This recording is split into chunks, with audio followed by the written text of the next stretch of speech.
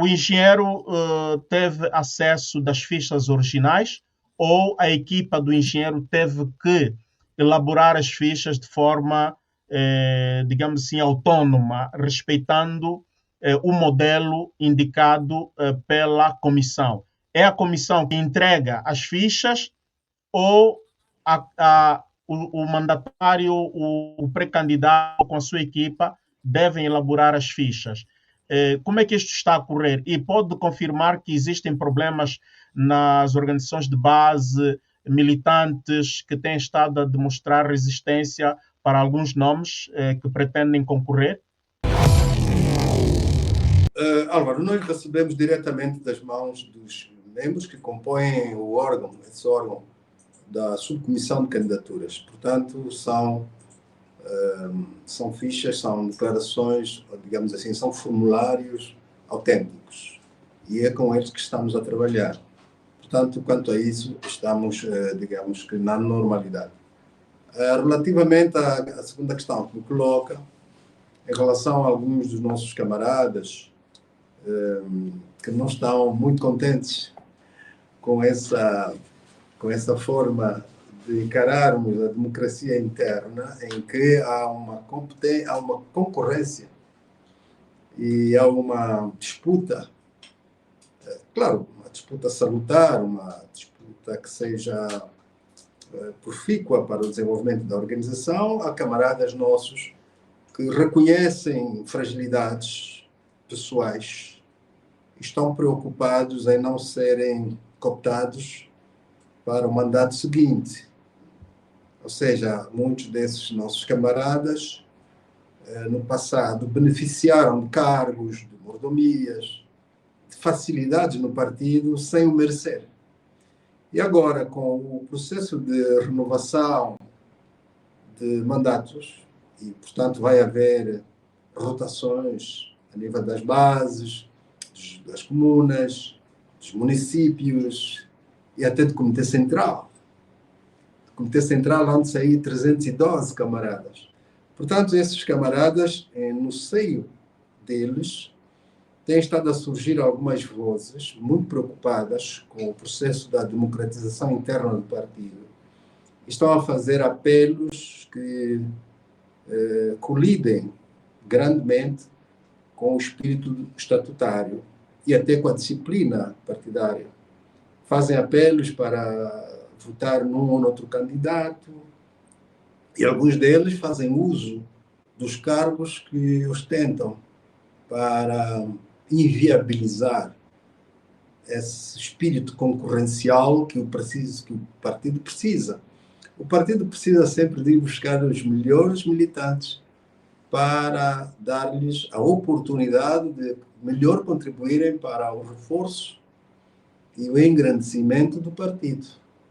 E, portanto, isso só é possível mediante um processo de democracia interna, como nós dizemos, em que os melhores são catapultados para a frente e aqueles que têm menores qualidades, têm menos capacidades, menos competência, poderem aprender com esses que têm um melhor desempenho, que são mais ativos, são mais dinâmicos, que defendem melhor o nosso povo. E não estão lá apenas para beneficiarem de regalias, do conforto que às vezes o partido dá e às vezes é exagero. Portanto, com esses nossos camaradas, eu costumo dizer que precisamos de reativar a escola de partido, a escola política de partido, para lhes transmitir essa necessidade que eles têm de acompanhar a dinâmica dos tempos. A propósito, engenheiro, quando fala da escola do partido, nós que somos observadores e temos olhos praticamente em toda parte, nós conseguimos fazer um levantamento crítico no mosaico do tecido, não é? Dos militantes.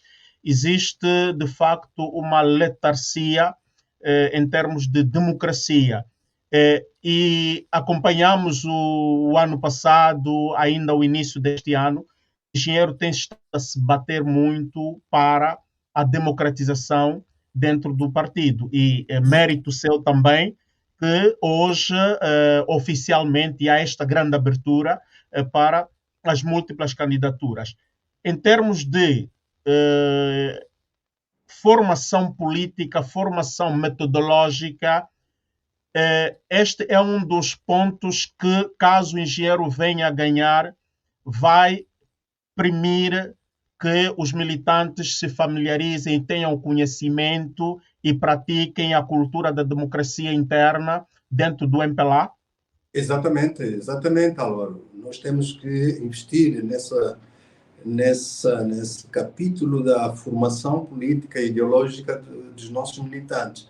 Eu sei que no passado nós tínhamos a escola do partido, claro que enquanto partido marxista-leninista que defendia o socialismo e o comunismo, nós tínhamos uma escola. Eu próprio fui ativista político e dei aulas na Vila Alice, quando nós criamos o Dom Regional do Setor Operário, em 1974, 75, nós próprios, os ativistas, dávamos aulas a várias camadas. Na altura dizíamos operários e camponeses, e os jovens que eram designados como a pequena burguesia, e nós dávamos essas aulas de materialismo histórico, da Revolução Socialista, da dialética, o marxismo, o leninismo, ensinávamos a doutrina de Engels e Marx, e era uma escola que funcionava, embora nessa direção, né, que nós depois abandonamos em 1971. A partir daí, em que nós optamos pelo multipartidarismo, economia de mercado, democracia, né, a construção de um Estado de direito, democrático e de direito, em que o poder reside no povo, não é? Em que há separação de poderes, em que há uma despartidarização das mentes. A partir daí, e aprovamos os nossos estatutos em 92, aprovamos novos estatutos, novo programa do partido. A partir daí, precisávamos também de reinvestir outra vez nessas escolas, para evitar esse tipo de pronunciamentos que nós hoje vemos. Por exemplo, vou dar um pronunciamento que nasceu e faz muita, enfim, costuma ser muito utilizado, mas que, no fundo, viola o princípio da igualdade de direitos, da não idolatria, né? A idolatria, o culto à personalidade, é herança do modelo marxista-leninista. E muitos de nossos camaradas ainda dizem: vamos apoiar o líder e a bandeira. O líder e a bandeira. Ora, o líder não é um símbolo. A bandeira é um símbolo. E quando nós estamos a falar do líder, nós estamos a falar de uma pessoa, de um militante, de um patriota, de um camarada, que não pode ser comparado à nossa bandeira. A nossa bandeira representa vidas, representa o engajamento de milhões de angolanos que participaram da Guerra de Libertação, que estão agora a lutar para a melhoria das condições do nosso povo. O hino do MPLA e o emblema do MPLA é que são os símbolos. Mas há ainda essa palavra de ordem que ainda prolifera por aí, nas nossas atividades. E eu gostaria, e acho que isso vai acontecer, quando os militantes decidirem que eu devo liderar o partido, nós vamos acabar com essa palavra de ordem, porque isso induz em idolatrias, adulação, não é? E é muito aproveitado para bajular. Há muitos bajuladores, digo isso entre aspas, não gosto muito de classificar assim as pessoas, mas há muitos dos nossos camaradas que acham que o partido é um sítio, é um lugar bom para bajular e crescer na vida. Então, utilizam palavras de ordem erradas. Do ponto de vista ideológico, a nossa ideologia mudou também. E, portanto, nesse momento, não faz sentido nós continuarmos a persistir em determinado tipo de linguagens que não se coadunam com um novo espírito de desenvolvimento partidário. Nós estamos a passar um período de transição, mas não se admite que responsáveis a nível, por exemplo, da província, a nível municipal, a nível mesmo do Comitê Central, estejam ainda a utilizar linguagens de intolerância, de ataque pessoal. Eu estou a ver aí muitos pronunciamentos, muitos escritos nas redes sociais, em que se ataca diretamente o militante. Ora, não é isso que a gente precisa. Estão a surgir textos que estão a tentar alterar o princípio da igualdade de oportunidades e de direitos dos militantes, estão a tentar insinuar a votar num ou outro candidato. Há outros que estão a insistir que o camarada presidente não deve sair, deve continuar. Mas, neste caso, mais um engenheiro, mandato, deve engenheiro, ficar mais um mandato no partido. Sim, tem a bondade. engenheiro, neste aspecto sobre este fenómeno, estes factos que estão a decorrer de militantes a fazerem escritos e por aí fora, no seu modo de ver, quem é do MPLA, da direção do MPLA atualmente, teria a tarefa de amenizar os espíritos de militantes e de lembrar que o MPLA é uma família e é muito normal que este processo aconteça. Quem é que deveria fazer esta comunicação? É a comissão, portanto, a subcomissão das candidaturas ou diretamente a leadership do partido? Não precisamos ir até esses níveis tão altos, em que a intervenção fosse uma intervenção, digamos, de imposição. Nós não precisamos ir até aí. Mesmo a nível das nossas organizações de base, dos CAPs, a nível dos comitês comunais, municipais, tem que existir camaradas que defendam os estatutos do partido. Não precisamos ir à busca de um órgão, de um organismo para fazer comunicados, enfim. Eu acho que os estatutos são muito claros relativamente a isso. Por exemplo, o artigo 31, 31º, na sua linha K, é explícito.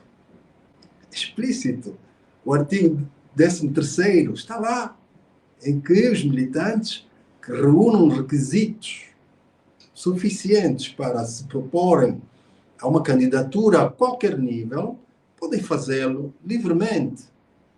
O que vai depois diferenciar os candidatos vai ser, na campanha eleitoral interna, que começa, acho que dia 10 de novembro, não, dia 26 de novembro e vai até 26 de outubro até 26 de novembro, acho que é isso. Okay. Nessa campanha eleitoral, os candidatos hão de poder apresentar as suas linhas de força relativamente ao partido, ao país, a sua visão. Os candidatos vão trazer a sua visão de como é que eles pensam que o partido deve evoluir no próximo mandato, etc. E aí sim, os militantes podem, na campanha, apoiar um ou outro candidato, indagar, enfim, apresentar as suas divergências com relação àquele candidato e até fazer denúncias. Até pode fazer denúncias nessas campanhas. Portanto, não há motivo para nós estarmos, digamos que, num alvoroço prévio, num momento em que ainda estamos simplesmente a recolher assinaturas. Porque portanto, o engenheiro aqui está a dizer que os militantes devem manter calma e apreciarem este processo com muita serenidade, que é um processo muito normal, e quando começar, digamos, a fase da campanha eleitoral, ali cada militante poderá se posicionar. Engenheiro, Exatamente. A propósito